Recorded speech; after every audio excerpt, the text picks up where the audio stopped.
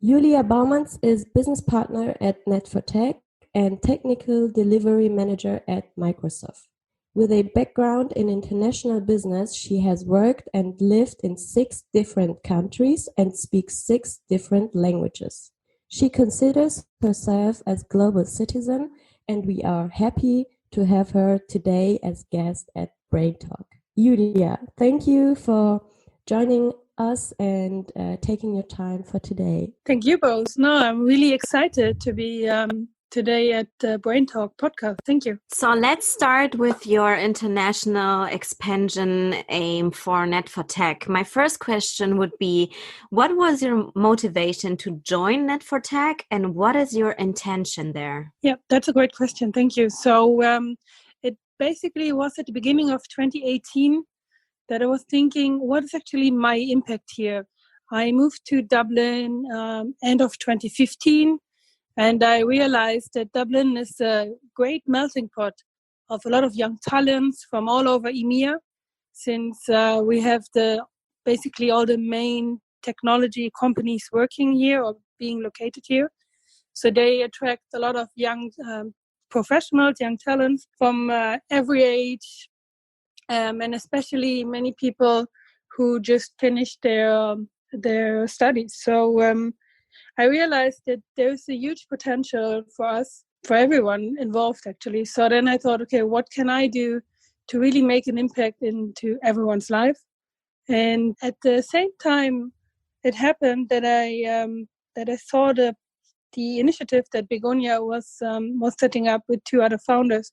So I reached out to them, and we had a little brainstorming and to find out more what Net4Tech is, and if that's something that I could join and also start implementing here in Dublin. So that was kind of the idea behind, to really also have a platform for young professionals here in Ireland, but not only young professionals, also any female throughout their career, and really promote their careers, and not only females, but to promote team diversity. And that's something I think that's very important, because we can really build a foundation here. And what I've also noticed, that after 2 or 3 years, the majority of the expats who come to Dublin, most likely they're going back into their countries, into their home countries, or would go somewhere else. So what is actually a possibility for me and for Net4Tech to ensure that we build a foundation and that they carry it on into their countries and continue their career throughout their lifespan. And which activities have you done so far? I mean, you told us already about your projects and what kind of idea you have, or what you have planned for Net4Tech. But tell our community maybe about one project or one story which really inspires you during this time at Net4Tech. There are 2 different aspects here. So on one hand, of course, it's the community building, and we have organized different sets of STEM talks. That's how we called it here. So it was evening events where, like, little get-togethers. We met in a pub, and people were exchanging, were networking, and we had also different types of guests there who just had like a little impulse speech on around their career, and just showcasing how much of a role model you can be. And here I would like to bring up the example of a very talented lady who has done completely different types of careers in her life so far. And just recently she finished a degree in computer science, and is now looking to go back, I think, after 8-9 years here in Dublin. She would like to move back to Germany in this case. And I think with the help of Net4Tech, we not only have given her a platform and like a platform, a stage where she can showcase herself as a role model, for instance, but also to give her all the inspiration that she got from so many different people when she networked, to really grow and kind of go for the next level into her career. So that's something that always inspires me when I see her. She's a really great lady. And then the second aspect is as well of what we have done so far. It's really to grow Net4Tech also in terms of teams, so of our internal team. So we have found an ambassador here who's also very active in the community and supports me and setting up everything. Because, I mean, on one hand, yes, I'm also expanding Net4Tech in Dublin. But on the other hand, also together with Begonia, I'm the business partner. And we also have a lot of topics on the plate in regards to working with Net4Tech and let it grow, and there's kind of so many different aspects. So it's very strategic on one hand, but also very operational. So it's the juggle in between. Yeah, and you already told us you're alone in Dublin so far. So from your point of view, what is your future outlook for Net4Tech then? So what is the main goal you want to achieve in the next, 1 or 2 years? Let's say that. Yeah. So at the moment there's another girl with a lady with me who's supporting me in the ambassador work here in Dublin. However, the plan is really to expand the ambassadorship within Dublin. And here I would also like to have many different people, not only women actually. I would also love to see a man as an ambassador, and to also have a great mix of companies in there involved, right? That's something that I would like to focus on. And there are some discussions ongoing, but I think I'm happy to, if anyone is interested, please give me a shout. I'm looking forward to see what's happening there. But yeah, and what we are also trying to do in Dublin is at the moment to work on a bigger event that we would like to roll out over the next year or so. And it's called Business Creaton. And it's some sort of mini hackathon, but also like an ideation workshop, like a source, a place where a lot of inspiration and ideas can grow. That's a bigger event that we're actually planning. So we would like to roll this out in Dublin as well. But that's something, speaking of maybe in the next 6 to 12 months. And of course, this is all impacted by COVID-19 as well. So that's something, an external factor that we can't influence. However, what we are doing at the moment is to have a lot of virtual meetings, so our virtual morning sessions. And we are also going to expand our entrepreneur training, which we are going to do virtually as well. So I think here it's a great mix, because then we are not only concentrating on the German region or the Irish region, but we can do both. And or then at some stage also have the entrepreneur training live, like in person and not virtually. So that's something that we are planning to do. So so that means you are also going to be more digital, which is good. You went through an incredible career. How did you make your way into the digital world? My way, yeah. That's a very good question, actually. And I was thinking about this, how did this happen that I end up here? Because as you said in the very beginning, my background is more international business, of course, and I actually started off in the hospitality industry, which was, of course, something completely different. Yes.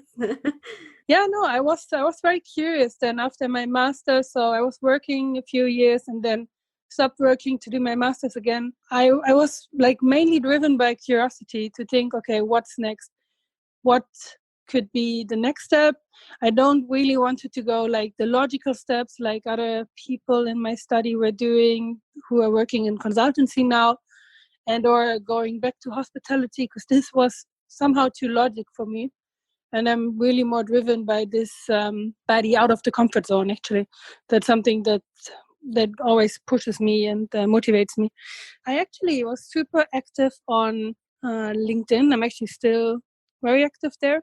So, and what I mean by being active, it's not just having an up-to-date profile and looking every now and then into LinkedIn and what's happening. But I was really active in communities and different groups and kind of trying, like reading a lot, commenting a lot, and to also just get a feeling on what's happening at the moment in the industries out there. And then it happened that someone actually approached me who was not a recruiter, which I found very interesting, who came across my profile and thought, okay, she might be a good fit for our company. So we had a chat, and well, thanks to him, so to say, they offered me a job in Oracle in Dublin. And back then I just moved. I finished the studies in Sweden, and I was kind of like with a big question mark left. Okay, where to go next? Like the world is so big, so there were so many choices. But when I had the offer with Oracle in Dublin, I thought, okay, why not? Actually, I've never been to Ireland, but everyone who has been here before, everyone loved it. I haven't heard anyone coming back from Dublin saying, I didn't like the city. So, and also with Oracle, I thought, well, it's an American company, multinational. I can learn a lot, definitely. They have a lot of resources available. And what's the worst case that happens? If I don't like it, if it doesn't turn out for me, I can always go back and always look for other alternatives. So, so I went for the unknown, had a lot of training, and I really loved it. And I mean, I've almost spent 2 years there. So, that was a really great example of how I ended up in the technology world without really knowing it beforehand. That's really interesting, of course, because I think in our age and our generation, we really underestimate the power of something like LinkedIn or communities or networking, but we will talk about that later. Just an interesting question, I think, for our listeners also. How do you collaborate in these times, especially during COVID-19? How do you do that? You told us something about this virtual morning sessions. Are there other formats which you can inform us about? That's a very good question. Thank you very much. Yes. So I think nowadays there are no barriers anymore. Like in my day-to-day job, I am leading a team that is based in the UK and I'm based in Ireland. And how is this possible? Just thanks to technology. So that's definitely a way of working that many people wouldn't have imagined kind of 10, 15 years ago, I would say. So, so of course, in Microsoft, we use a lot of Microsoft Teams. We have our virtual team set up. There's a lot of exchange going on in between the different channels, and we do a lot of video calling. And what I've noticed during, especially since COVID-19, I mean, even before, people were turning on the videos a little bit more, but I think the fact now that we can't see each other physically anymore, really everyone turns on the video. And I find this really great because it gives you this personal touch, right? Even though you know the other person, but what if you don't know the other person yet? And I started my job on the 1st of April, just in the middle of this whole pandemic. So of course, I don't know the team at all, right? I haven't met them yet. I don't know their personalities. And that's something usually where you get the feeling for when you meet in person. But I think because of this this very special time and the fact that we have turned on the videos, you can look at each other's eye and you can kind of do realize these fine linings in between. And that's something that was not that possible before, right? So, I think that's definitely a good case that we have the technology in place for this. Yeah, and if we just look at the last few years, it's not only because of COVID-19, but also because of the technology, what you said. So many businesses have changed, many enterprises, and especially in the last few months. What are you thinking about the changes that we are going through? What does it mean for especially the companies? In which time are we right now? Yes, I think it's super exciting, and that's something also why I feel so comfortable working in technology. So in my previous job, I was a key account manager for Microsoft as well, for the Swiss customers. So I was working with 60 customers within the manufacturing space. Of course, manufacturing, you might think, that's kind of old-fashioned. They just saying it all in stereotypical way, of course, right? Sorry, dear customers. No, but just when you think of manufacturing, you would say that's like an industry that's rather large, and what is it actually that they can do an impact on? And I think what was very interesting was that we have one of the customers who are really changing their entire business completely, right? And that's something that that also Satya Nadella, the Microsoft CEO, kept saying, that in the future, like in the near future, actually within the next 5 years, almost every company will change their business strategy towards like a more digital strategy, and also at some stage will turn into software companies themselves. So, and what I mean by this was like, to give you an example. So one of my customers used to be quite a big Swiss sewing machine manufacturer. And with sewing machines, people think of like, oh yeah, this is quite an old-fashioned business. Who's still buying sewing machines? I mean, once you buy a sewing machine, you have it forever. Especially, of course, the Swiss sewing machines, right? They're like the Ferrari among the sewing machines. And but how can they actually change their business and make it attractive also for the young people, right? And for like the next generations to come. So what they have done was they really implemented IoT into their sewing machines, right? Which I think is super exciting and fantastic. And it's just a really cool example of what we can do or what customers can do and how much impact every one of us has, right? They have installed these IoT connection points with the sewing machine. They have implemented the big displays into the sewing machine and a USB drive. The sewing machines are connected with the internet. So on one hand, what the consumer can do is the consumer can upload their patterns, their sewing patterns that they would like to do, put it in either via USB stick, or they have invented the platform where the customers can actually then upload or directly from the internet put in their sewing pattern that they would like to do.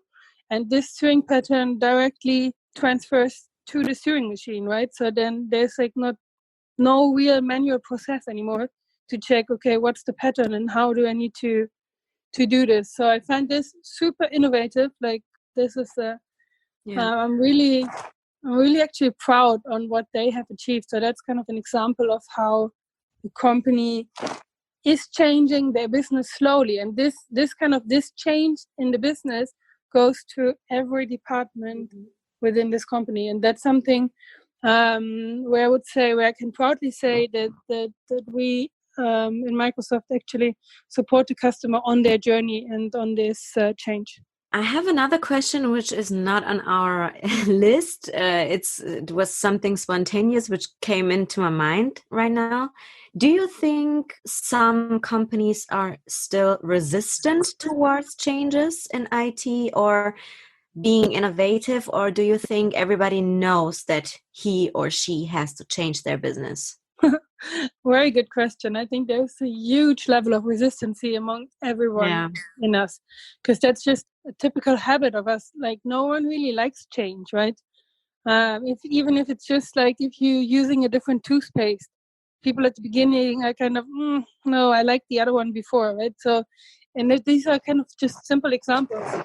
And what we have noticed is that especially many old IT departments, they are reluctant to change in the way that their jobs might be kind of redundant at some stage, that they're not as important anymore, right? And the majority of the change is really driven from the business, from the employees working in the different departments who said, no, we actually want modern, cool technology where we can collaborate more. We want this, we want that. Our customers want this. So it's really kind of the tricky thing is how can we make them all work together towards a common goal, right? And that's why we have many times the conversations directly with the management to really drive this change from the top. So our last question for you. We recently noticed that you have taken on a new role. First of all, congratulations on that. But tell us and our audience why and how it happened. I think this would be very interesting how you got your new position. Yeah, thank you for your interest, actually. Yeah, and here again, it's really the power of networking, and that's something that I can't highlight enough for everyone, right? So I'm a fan, and that's maybe also my German trait that comes along with me. I'm a fan of planning things strategically, and with planning, I mean, yes, you can make some sort of plans, but these are kind of more guidelines, and which direction you could potentially go. And that's something where I think it's important to know what are you actually working for, like what's the next step that you would like to achieve. Yeah, since 1.5 years actually, I know that I would like to pursue a career as a people manager as my next step. But before I knew this, I had a lot of conversations and a lot of talks. Among others, it happened that I had lunch with a few colleagues. And I'm fortunate that I work in Microsoft in the office where we have 2,000 employees sitting. So you can imagine that our canteen is quite large. Yeah. So, and then it happens, of course, that you have lunch with people, or like that people sit at your table who you don't know yet. And also thanks to the Irish colleagues. Irish colleagues are actually very chatty, and the culture as such is very open. And I ended up talking to this lady who was sitting at just across from me, and it was interesting to ask her where she's working. And we agreed that we will have a coffee as kind of to deepen our conversation. We had that, and we exchanged, and she was also very interested in what my future goals are. And I spoke to her that, yes, I would be, I'm actually still thinking about whether or not I should go into people management, and that I have different options in place. And this meeting, I think, has happened roughly like 2 years ago, something like that. And Wow. Every now and then I did see a colleague like on the hallway or at the big conference. Like we bumped into each other, we greeted each other, which was was great. And it happened that then at some stage a couple of months ago, I got a message of her saying, "Hey Julia, are you actually still interested in the management role? We have an open position in our team, and I've already told everything to the director. Just send me your CV." That's so it. crazy. Yeah, you never know. Yeah. Yeah. And exactly. And then, of course, this is just the first step. And I didn't get the job just because she recommended me. I do had to go through a set of interviews, had like 5 long interviews with everyone, with many different people involved.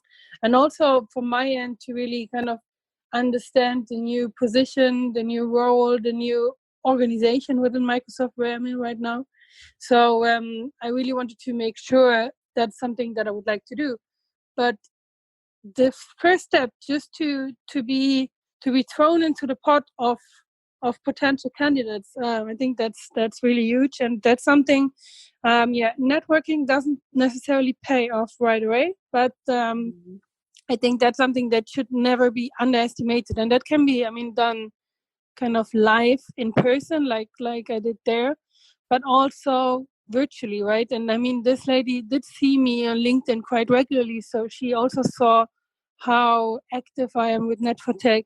That's something that you should not underestimate, and I think it's very important. It's like a give and take. So now I need to think how I can support her in the future, of course.